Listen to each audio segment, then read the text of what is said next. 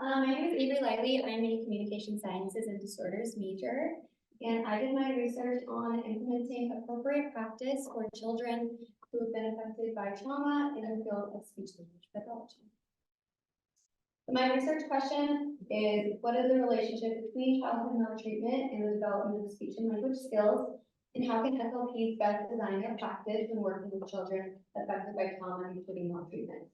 So this question kind of has two components to it. That first one is asking about the actual relationship between speech and language skills and traumatic experiences is kind of what I focused more on in my background research and my lit review. And then asking how speech language pathologists can design their practice to accommodate to children in this population is more what I learned through my actual research. So I chose this topic for a number of reasons. First of all, I've just always been really interested in how traumatic experiences like maltreatment can impact all areas of development, including speech and language. There's kind of what I found out through my research is that there's kind of a lack of knowledge in this area, and there's not a lot that's known right now, but it is kind of becoming more and more of a hot topic with more increasing interest and discussion in recent years. And then also I just think it's absolutely essential that as practitioners, we understand this relationship to enable speech pathologists to implement their practices so that we can best appropriately and effectively benefit children who have been affected by trauma exposure and treatment. So I want to go over some of these terms that I'll be using a lot. Once again, childhood maltreatment has been defined by the World Health Organization as abuse and neglect that occurs to children under 18 years of age, including all forms of physical and or emotional ill treatment, sexual abuse, neglect, negligence, which result in actual or potential harm to the child's health, survival, development.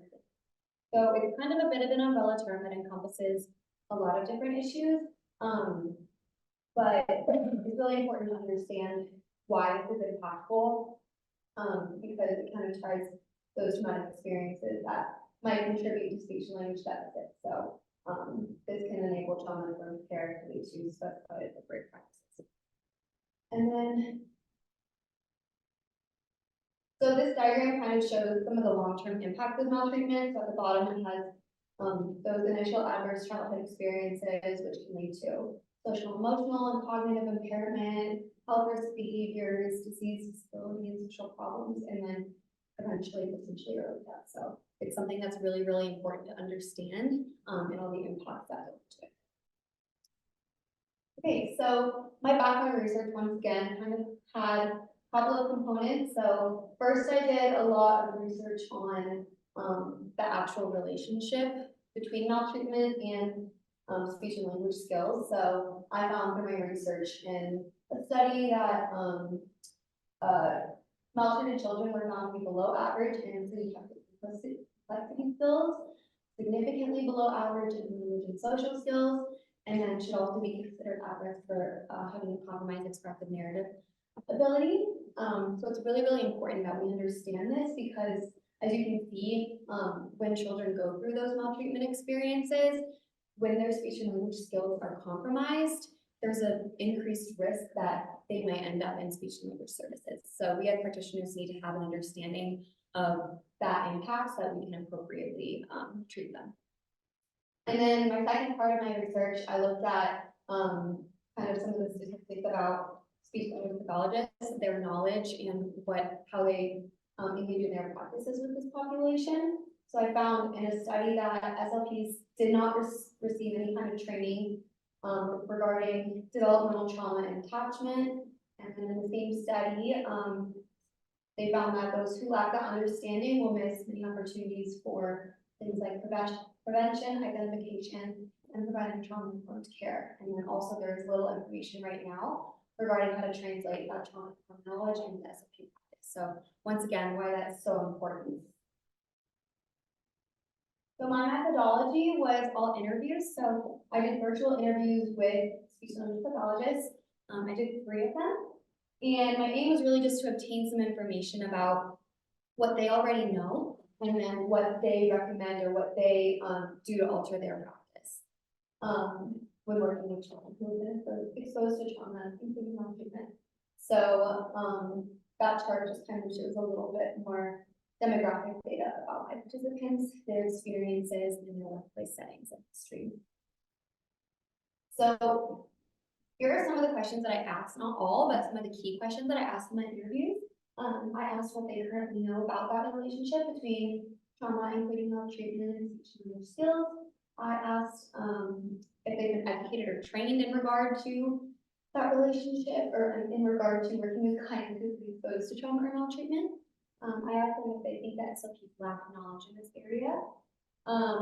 If they're informed about trauma exposure when applicable, when they're working with a new client, and how do they think that speech language pathologists can best design their practice when working with children and clients in this population. And then lastly, I asked if they think that trauma-informed care is important in this field, why or why. So I compiled all my results, transcribed everything, and I organized everything using thematic analysis into 7 kind of overarching themes. So my first one, I identified that speech and language pathologists indicated background knowledge in regard to the link between trauma, including maltreatment and speech and language skills. So that was really great to find out that all of them had and indicated some sort of knowledge about that relationship and the importance of it as well. I also learned that none of the participants were or received any trauma-informed education as a part of their undergraduate or graduate school training. Some of them did receive some type of training externally, like one of them who actually works in a trauma-informed school. She did receive that training as a part of her job, and then I have another one who attended some of those trainings on her own, but none of my participants had anything as a part of their actual schooling. My third thing that I identified was that all my participants agreed that SLPs tend to lack knowledge in regard to this relationship, as well as trauma-informed practice skills. That was another thing that was great to hear, that they all kind of agreed that there is definitely more to learn and to explore that hasn't been touched on. So next I learned that SLPs don't typically receive any kind of extensive information regarding potential trauma exposure, but it definitely varies based on the setting. So the interview that I had with an SLP that worked in a trauma school, they did receive kind of an email, just kind of saying like, hey, proceed with caution with this client, but they didn't give any kind of details of the event. Next I learned gathering information along with building trust and rapport with clients were commonly referred strategies for proceeding with clients that had a trauma history. So I learned a whole bunch of different strategies that my participants told me about that they like to use and recommend, but as a whole, it was very common for them to say that just the simple things like getting a lot of information, building that safe, secure, trusting environment are the most impactful in this situation. I learned that kind of a mixed responses were given about potential challenges that may present when working with trauma-exposed clients. And then lastly, all participants agreed that trauma-informed care is important field. So this is a quote that I found, kind of a longer quote, but not that I found, that I gathered in my interviews, but I really wanted to point it out just because I think that it encompasses everything that I learned as a whole and everything that I wanted to learn in this project. So she said, what we do is whole child, whether it's small speech articulation or global developmental delays, social communication, any of those things. And every kiddo, we've got to look at the whole child and how it's impacting. Brain development doesn't happen in little increments, and it happens in a very integrated way. And our experiences are going to potentially impact it. If we're looking at one part of the kiddo, potentially we're missing things and we're not going to make as much progress. Certainly trauma affects kids and families in ways that we may not be used. Yeah.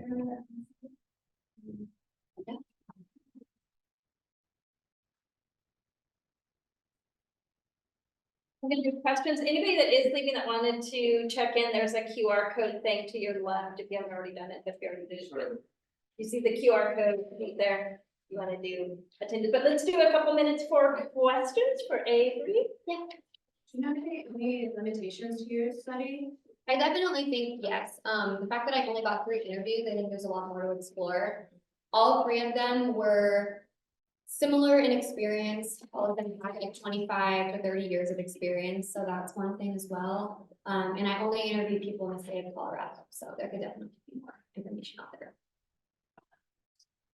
Do you think that this work and some of the stuff that you've gathered, do you think that maybe this motivates you to, I guess, try and advocate for the requirement of this type of, like, training for, like, you know, for, I don't know, master's student, I don't know how it works for this field, but do you know what I mean? Like, do you see yourself trying to, I guess, advocate for requiring that all get this type of training? Yeah, absolutely. I think that's kind of something that I'm hoping to look into as I start grad school and just have some more opportunities to learn about how we can implement it, because it is kind of a slippery slope and it's Right. hard because you have to be very careful.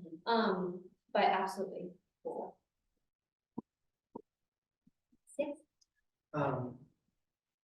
Did any of your interviews touch on like how what age children potentially experience these traumas or repeated traumas impact their language development? That's a great question. I'm not sure if we really touched on age. All of them worked well. I interviewed someone who worked in elementary schools, someone who worked in high schools, someone in early intervention. So like there was a pretty broad range there. But I really think it just depends on the person's situation.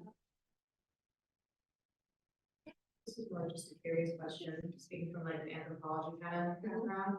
Do you think that you'll find different results and experiences from people from different cultures, given that maltreatment and, you know, lived experiences can be different cross culturally? Yeah, definitely. And I think that's another limitation of my study that I kind of wish I was able to explore more outside of just the state of Colorado and demographics that I was able to explore. But I do think that certainly that can impact what might happen, and depending on the culture and what's typical in that culture.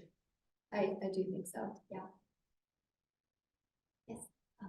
Did you, in your research or study, ever like come up with like potential things to implement to become more trauma informed for SLPs? Definitely.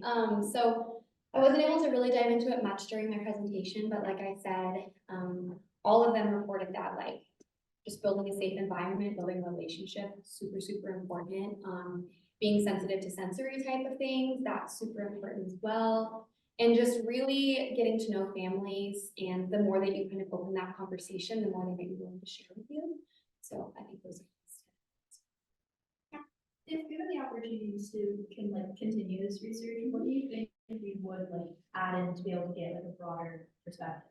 definitely. I mean, I would think that just kind of learning more about the science behind it is really important, so that we can kind of learn like how to best support children in that situation. But I just really think that, I don't know, I think it's hard because I think that like ACHA, the American Speech Language Hearing Association, they are definitely making strides to kind of push more of that education. So I think that just kind of staying informed and seeing what's going on there. But I'm kind of hoping that in the future, yeah, there can be some more of that, because I do think that it's a rising topic and there's more becoming aware of it. So I'm definitely interested in just continuing to be aware of what's going on and what we learn, and yeah, what we can do more in the future. Any other questions for Avery?